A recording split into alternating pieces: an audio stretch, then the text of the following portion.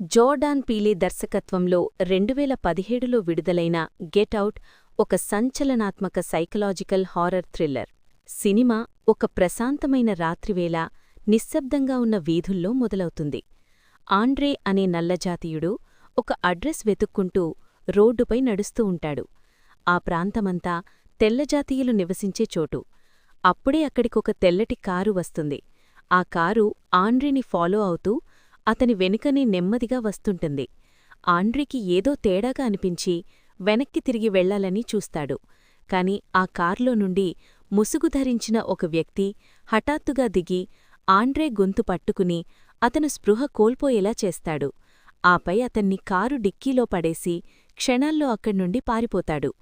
ఆ పరిసరాలు నల్లజాతీయులకు సురక్షితం కాదనే విషయాన్ని ఈ ప్రారంభ సన్నివేశం ఒక హెచ్చరికలా తెలియజేస్తుంది. కథ ఆండ్రే నుండి క్రిస్కి మారుతుంది. క్రిస్ ఒక టాలెంటెడ్ ఫోటోగ్రాఫర్. అతను రోజ్ ఆర్మిటేజ్ అనే యువతిని ప్రేమిస్తుంటాడు. ఒక వీకెండ్ రోజ్ తన తల్లిదండ్రులను కలవడానికి క్రిస్ను తన ఇంటికి ఆహ్వానిస్తుంది. అయితే క్రిస్ నల్లజాతీయుడు కాగా రోజ్ తెల్లజాతీయురాలు కావడంతో తన వర్ణం వల్ల వారింట్లో ఎలాంటి ఇబ్బందులెదురవుతాయోనని క్రిస్ ఆందోళన చెందుతాడు.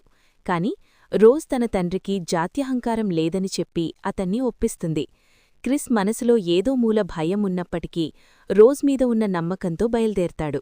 వారు కారులో సరదాగా మాట్లాడుకుంటూ వెళుతుండగా హఠాత్తుగా ఒక జింక వారి కారుకు అడ్డుగా దూసుకువస్తుంది.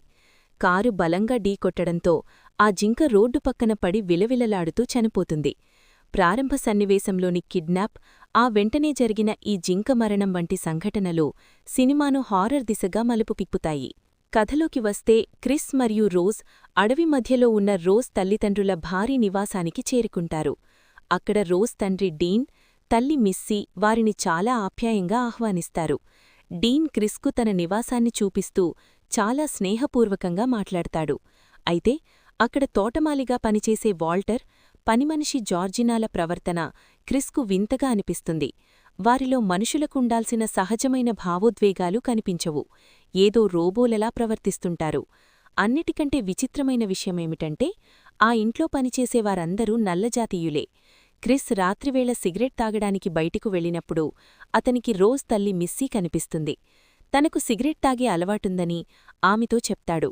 అప్పుడు మిస్సీ క్రిస్కు తెలియకుండానే టీకప్పుపై స్పూన్తో శబ్దం చేస్తూ అతడిని హిప్నోసిస్ చేస్తుంది.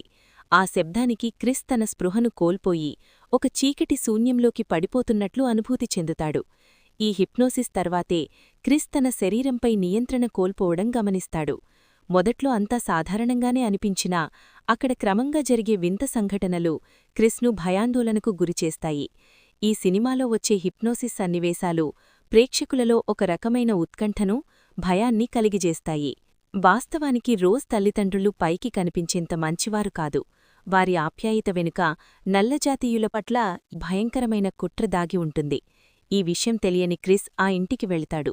చివరకు ఆ కుటుంబం వెనుక ఉన్న భయంకరమైన రహస్యాన్ని క్రిస్ ఎలా కనుగొన్నాడు, వారి బారి నుండి తప్పించుకుని ప్రాణాలతో బయటపడ్డాడో లేదో తెలియాలంటే ఈ సినిమా చూడాల్సిందే.